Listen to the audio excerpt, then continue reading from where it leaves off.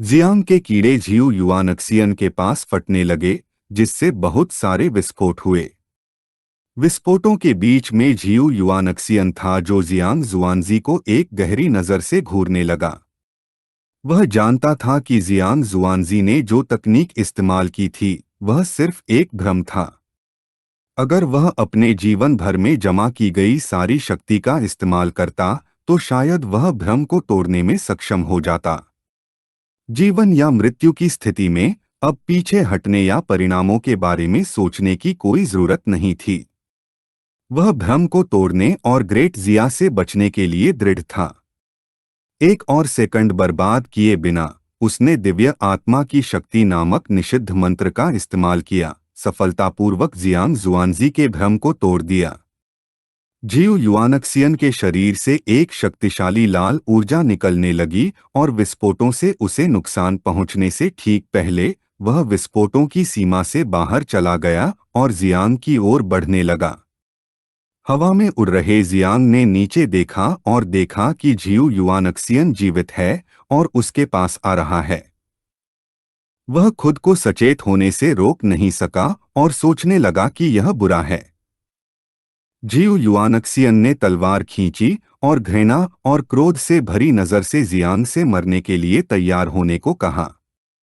Jiang ने खुद को बचाने के लिए अपने चेहरे के सामने अपना हाथ रखा और उसकी आंखें भय और आश्चर्य से भर गईं। उसे उम्मीद नहीं थी कि वह युद्ध के देवता की मुहर तोड़ पाएगा और विस्फोटों से जिंदा बच पाएगा।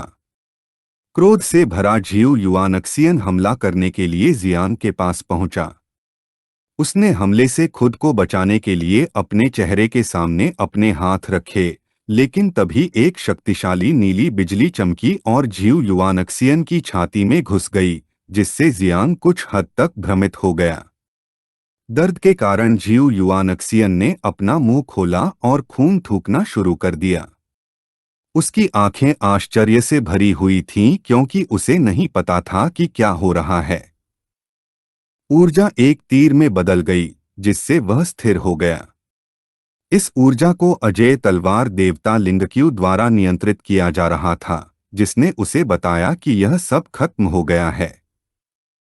अगर वह 1 सेंटीमीटर और आगे बढ़ता तो वह सुनिश्चित कर देता कि झियू युआनक्सियन का सिर जमीन पर गिर जाता और उसकी आत्मा पूरी तरह से नष्ट हो जाती। झियू युआनक्सियन हैरान था। उसे विश्वास नहीं हो रहा था कि लिंगक्यू भी उसके खिलाफ था। पहले तो जियांग बिना किसी व्यवधान के चुपचाप देखता रहा, लेकिन फिर उसे एहसास हुआ कि यह हमला करने का सही मौका था। वह गुस्से से भरी निगाहों से झियू युआनक्सियन को देखने लगा, अपना हाथ उसकी ओर बढ़ाया और कीड़ों को छोड़ना शुरू कर दिया। पलक झपकते ही आसमान एक बार फिर कीड़ों से भर गया। अब जबकि झियू युआनक्सियन गंभीर रूप से घायल हो गया था और आगे नहीं बढ़ सकता था, जियांग ने कीड़ों को खुद को नष्ट करने का आदेश दिया।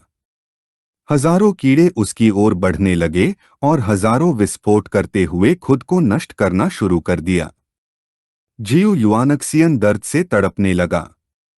उसे यकीन ही नहीं हो रहा था कि वे उसके साथ ऐसा कर रहे हैं।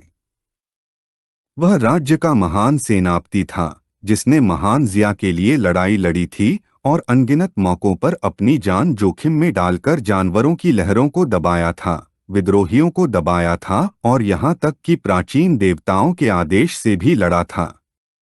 धीरे धीरे कीड़े और विस्फोट उसके शरीर को निगलने लगे। हताश नजर से वह चिल्लाने लगा कि वह दक्षिया का केंद्रीय स्तंभ है। कई सेकंड बाद जियांग ने कीड़ों को विस्फोट करना बंद करने का आदेश दिया। लिन क्यू के हमले ने उसकी छाती में एक बड़ा छेद कर दिया था और कीड़े पहले ही उसके अंगों को खा चुके थे। झियू युआनक्सियन का शरीर जमीन पर गिर गया और वह अपने घुटनों पर गिर गया। खोई हुई नजर से वह जमीन की ओर देखने लगा और जियांग से पूछा कि क्या वह वाकई उसके जैसे बूढ़े आदमी को मारने जा रहा है। जियांग भी जमीन पर उतरा और जब उसका हाथ जहरीले धुंध से घिरा हुआ था तो उसने हंसना शुरू कर दिया और बताया कि उसने पहले ही अपना भौतिक शरीर नष्ट कर दिया है और अब सिर्फ उसकी आत्मा बची है। उसे यकीन नहीं हो रहा था कि वह ऐसे बेवकूफ सवाल पूछता रहता है। जियू युआनक्सियन घास पर घुटनों के बल बैठा था। उसने जियांग के सामने अपना सिर झुकाया और हताश नजर से स्वीकार किया कि वह और जियू परिवार गलत थे। उसने उसे माफ करने के बदले में उसे मुआवजा देने का निश्चय किया। यह जियांग के लिए लुभावना था। उसने अपना सिर पीछे घुमाया और मुस्कुराते हुए मास्टर और चाचा जियागांग से पूछा कि वे इस बारे में क्या सोचते हैं। उसके पीछे होंगयाओ, गुकैशेन और जियागांग थे, जो यह देखकर चौंक गए कि जियांग उस आदमी की जान बख्शना चाहता था जिसने उसे मारने की कोशिश की थी। जियांग ने कोई जवाब नहीं दिया, और जब कीड़े जियू युआनक्सियन के शरीर को खा रहे थे, उसने अपना सिर उठाया और निराशा से भरी नजर से युद्ध के देवता जियांग का ध्यान आकर्षित किया। उसे बचाने के लिए कहा। अगर वह बच गया तो वह लड़ने के लिए रसातल में जाने को तैयार था। जियांग शियुएंजी ने युआनक्सियन का निरीक्षण करना शुरू कर दिया और इस लुभावने प्रस्ताव के बारे में सोचना शुरू कर दिया। वह उनके ऊपर उड़ने लगा। जियू युआनक्सियन जियांगन के युद्ध जिले का जनरल था। जियांग शियुएंजी ने पूछा कि क्या वह जियू परिवार की पारिवारिक ताकतों को बाजार पर अत्याचार करने और बलपूर्वक कब्जा करने की अनुमति देने के लिए अपराध स्वीकार करने को तैयार है। जियू वाई जियांग के सामने घुटने टेक रहे युआनक्सियन ने बचने का मौका देखा और बिना एक सेकंड गवाए उसने सब कुछ के लिए खुद को दोषी मान लिया। जियांग शियुएंजी ने उसे गंभीर भाव से देखना शुरू किया और समझाया कि उसने भी एक बार महान जिया के लिए पुण्य और दोषों की भरपाई करके पुण्य कमाया था। जियू परिवार की छोटी छोटी संपत्तियां जब्त की जाने वाली थीं और जियू युआनक्सियन की आत्मा पर मुहर लगाई जाने वाली थी और उसे एक मोहरा सैनिक के रूप में रसातल के युद्ध के मैदान में निर्वासित किया जाएगा, जिसे मृत्यु तक लड़ना होगा। जब कीड़े जियू युआनक्सियन के शरीर को खा रहे थे तो उसकी आंखें भय से भर गई थीं, लेकिन चूंकि उसके पास अब कोई और विकल्प नहीं था, इसलिए उसने जियांग शियुएंजी की शर्तों को स्वीकार कर लिया।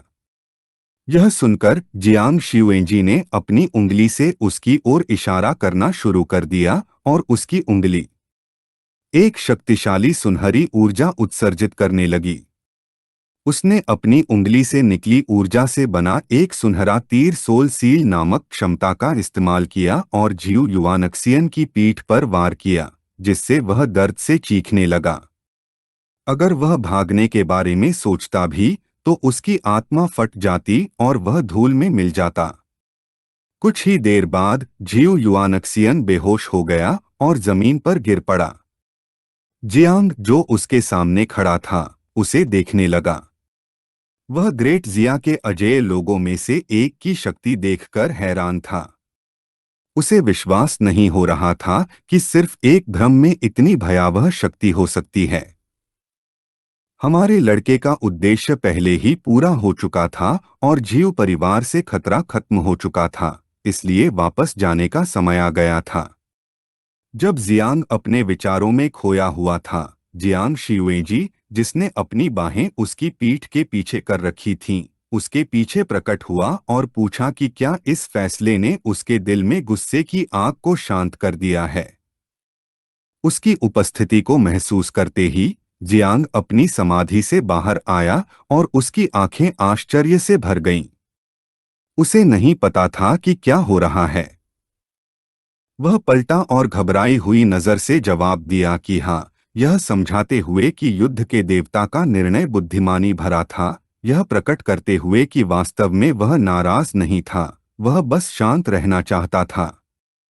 जियांग शियुएंजी ने सोचा कि हमारे लड़के में न केवल असाधारण प्रतिभा थी, बल्कि वह अपनी सीमाओं को भी समझता था। यह जानता था कि कब आगे बढ़ना है और कब पीछे हटना है।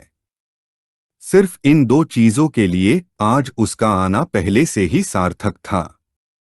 यह सुनकर जियांग ने उसकी प्रशंसा के लिए उसे धन्यवाद दिया। उसी समय डू और फेंग उनके पास आए, अपनी उंगली से आकाश की ओर इशारा करने लगे और आश्चर्यचकित और घबराए हुए भाव के साथ युद्ध के देवता को समझाया कि अगर जहरीला कोहरा लंबे समय तक नहीं छंटा तो उन्हें डर था कि यह जगह एक अथाह प्रदूषण में बदल सकती है। जियांग शियुएजी ने जमीन की ओर देखना शुरू किया और चुपचाप सोचते रहे, जबकि दूसरी तरफ जियांग ने आसमान की ओर देखा और इतने सारे कीड़ों को आजादी से उड़ते हुए देखा, सोचा कि यह अच्छा नहीं है और तय किया कि उन्हें वापस लौटने का आदेश देने का समय आ गया है। जियांग शियुएजी ने आसमान की ओर देखना शुरू किया, अपनी उंगलियां चटकाईं और तय किया कि जहरीले कोहरे को शुद्ध करने का समय आ गया है। आसमान में एक बड़ा विस्फोट हुआ, जिसने क्षेत्र से सभी कीड़ों को खत्म कर दिया। यह देखकर जियांग अवाक रह गया और उसकी आंखें आश्चर्य से भर गईं। उसे विश्वास नहीं हो रहा था कि जियांग शियुएजी ने एक साधारण हरकत से कीड़ों को तितर-बितर कर दिया था। उसके अनुसार यह कुछ हद तक भयानक था। सुनहरा तीर जियाओ युआनशान के शरीर में घुस गया। जियांग शियुएजी ने अपनी बाहें पार की, उड़ना शुरू किया और समझाया कि जैसा कि सभी ने देखा था, अब उनके पास सब कुछ दबाने की शक्ति थी। उन्होंने देश के लिए एक नया आदेश जारी किया। आज से वर्जनाओं को नियंत्रित करने का नियम समाप्त कर दिया गया। जिस किसी के पास कोई निषेध था, लेकिन देश के लिए उसका दिल वफादार था, उसे दोस्त माना जाता था, अन्यथा उन्हें दुश्मन माना जाता। उसने जियो युआनशान को एक उदाहरण के रूप में लेने का फैसला किया।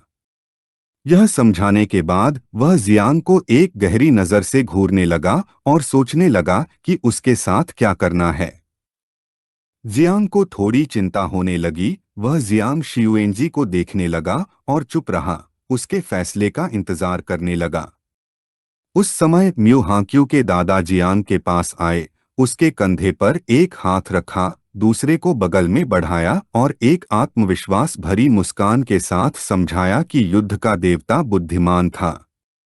चूंकि जियांग चेन को विनम्रता के साथ पाला गया था, इसलिए उसका दिल बहादुर और न्यायप्रिय था, जो पवित्रता से भरा था।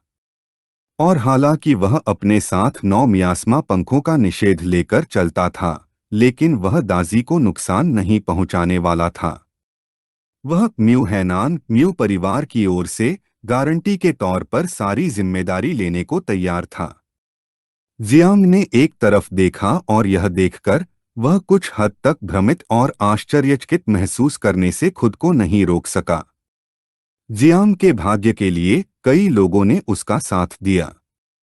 तांग परिवार के प्रतिनिधि तांग वेंचुआन भी जिम्मेदारी लेने के लिए तैयार थे और जियांगन का सैन्य जिला भी जियांग का समर्थन करने के लिए तैयार था। उसी समय सेना में शामिल होने के लिए उसका स्वागत किया। जियांग शियुएजी, जो आकाश में उड़ रहे थे, चुप रहे। लुओ सैंडो ने अपने पिता को जियांग का पक्ष लेने की सलाह देते हुए जोर देना शुरू कर दिया, क्योंकि मेरे पिता ने जियांग का साथ दिया था। किसी भी व्यक्ति ने ऐसा करना शुरू नहीं किया था। पिता की आंखें भ्रम से भर गईं, जिससे उन्हें पसीना आने लगा, लेकिन कई सेकंड बाद वह शर्माने लगे और उत्साह से भर गए। उन्होंने अपनी मुट्ठियां भींच लीं, अपनी आंखें बंद कर लीं और चिल्लाने लगे कि वे भी जिम्मेदारी लेने को तैयार हैं। लुओ सैंडो, जो उनके पीछे थी, ने अपना हाथ अपने सिर के ऊपर रखा और सोचा कि उनके पिता बेकार हैं।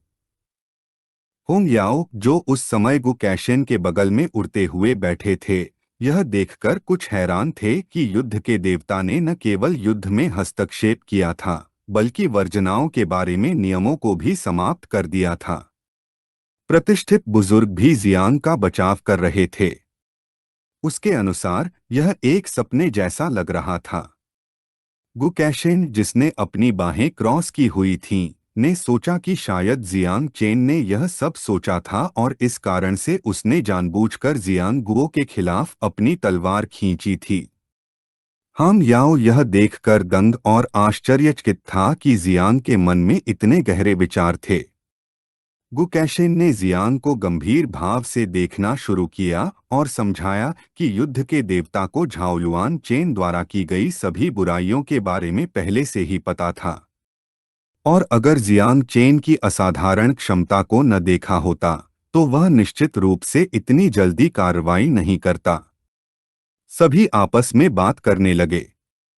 अब जब 9 मियास्मा पंख उजागर हो गए थे, अगर जियांग छिपता रहा तो वह सभी का लक्ष्य बन जाएगा। बेहतर होगा कि वह आगे बढ़े और अपनी पूरी क्षमता दिखाए। आखिरकार 9 मियास्मा पंखों जैसे राक्षस ने न केवल मनुष्यों को बल्कि रसातल की सभी जातियों को भी डरा दिया। सभी को चिंता होने लगी क्योंकि जियांग के कीड़े पूरी तरह से फट गए थे, लेकिन उनमें से एक ने कहा कि चिंता करने की कोई जरूरत नहीं है क्योंकि जियांग चेन कितना चतुर है, उसके पास निश्चित रूप से कहीं और कीड़े छिपे होंगे। जियांग ने उन्हें देखना शुरू किया और मुस्कुराए बिना नहीं रह सका क्योंकि यह दृश्य बिल्कुल वैसा ही था जैसा उसने चाहा था। अगर कोई अपने छिपे हुए पत्ते दिखाने जा रहा था तो उसे इसे बहुत धूमधाम से करना था। जियांग जुआनजी जो उड़ रहा था, जियांग को देखने लगा और देखा कि हर कोई उसकी जिम्मेदारी लेने को तैयार था। उसने समझाया कि कहने के लिए और कुछ नहीं है। उसने जियांग से खुद का ख्याल रखने और कीड़ों का बुद्धिमानी से इस्तेमाल करने के लिए कहा। जियांग ने उसके सामने अपना सिर झुकाया और उसे धन्यवाद दिया। जियांग जुआनजी ने अपनी बाहें क्रॉस करके घुटन भरी नजर से बताया कि 10 दिनों में विलक्षण लोगों की महान प्रतियोगिता शुरू होगी। इस संस्करण का विजेता विलक्षण लोगों का पहला दिव्य पुत्र होगा, जिसे 8वीं कक्षा के राष्ट्रीय रक्षक के बराबर सभी विशेषाधिकार और संसाधन प्राप्त होंगे। यह सुनकर जियांग कुछ हैरान हुआ और उसने सोचा कि यह पुरस्कार बहुत लुभावना है। लेकिन जियांग जुआनजी ने यह भी कहा कि 9 मियास्मा पंखों का उपयोग करने की अनुमति नहीं है।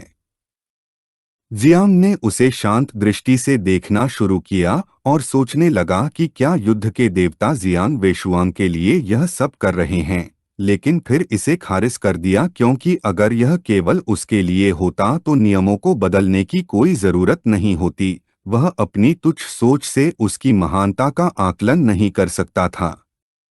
दृढ़ निश्चयी नजर से जियांग ने वादा किया कि वह कौतुक प्रतियोगिता में 9 मियास्मा पंखों का उपयोग नहीं करेगा। यह सुनकर जियांग जुआनजी ने सोचा कि वह भी उसका प्रशिक्षु बनने के योग्य है। जियांग की आंखें चिंता से भर गईं। इससे कोई फर्क नहीं पड़ता कि वह कीटों का उपयोग नहीं कर सकता क्योंकि दूसरे परिवर्तन के मिशन को पूरा करते समय वह एक नई मां कीट प्राप्त करने में सक्षम होगा। उसने सोचा कि युद्ध के देवता कौतुक प्रतियोगिता में उसकी असली क्षमता देखना चाहते थे और इस कारण से उसे कीटों का उपयोग करने से मना किया था। अगर ऐसा था तो उसने उसे निराश नहीं करने का दृढ़ निश्चय किया। जियांग जुआनजी, जिसका एक हाथ उसकी पीठ के पीछे था, ने दूसरे हाथ को एक तरफ बढ़ाया जिससे दरार दिखाई देने लगी। उसने तय किया कि अब लंबित मामलों को साफ करने का समय आ गया है। यह सुनकर अन्य लोग कुछ हद तक भ्रमित हो गए क्योंकि रसातल की जहरीली धुंध को मिटा दिया गया था, इसलिए किसी को नहीं पता था कि और क्या साफ करना बाकी है। जियांग जुआनजी ने दजिया की नाइट वॉच के कमांडर ग्रेट ड्रीमर को उठने और काम पर लगने का आदेश दिया। ग्रेट ड्रीमर दजिया के 3 अजेय लोगों में से एक था। उस समय एक व्यक्ति जो एक भरवा खरगोश पकड़े हुए था, दरार से बाहर आने लगा। इस व्यक्ति ने भी बिल्ली के कान वाला हुड पहना हुआ था। ग्रेट ड्रीमर एक महिला थी जिसने बिल्ली की पोशाक पहनी हुई थी, जबकि एक हाथ से वह भरवा खरगोश पकड़े हुए थी। उसने दूसरे हाथ को अपने मुंह के पास लाया और जम्हाई लेने लगी क्योंकि उसे बहुत नींद आ रही थी। इस वीडियो का अंत है। अगर आप लोग अगला भाग देखना चाहते हैं तो हमारे चैनल को सब्सक्राइब करें, वीडियो को शेयर करें और लाइक करें।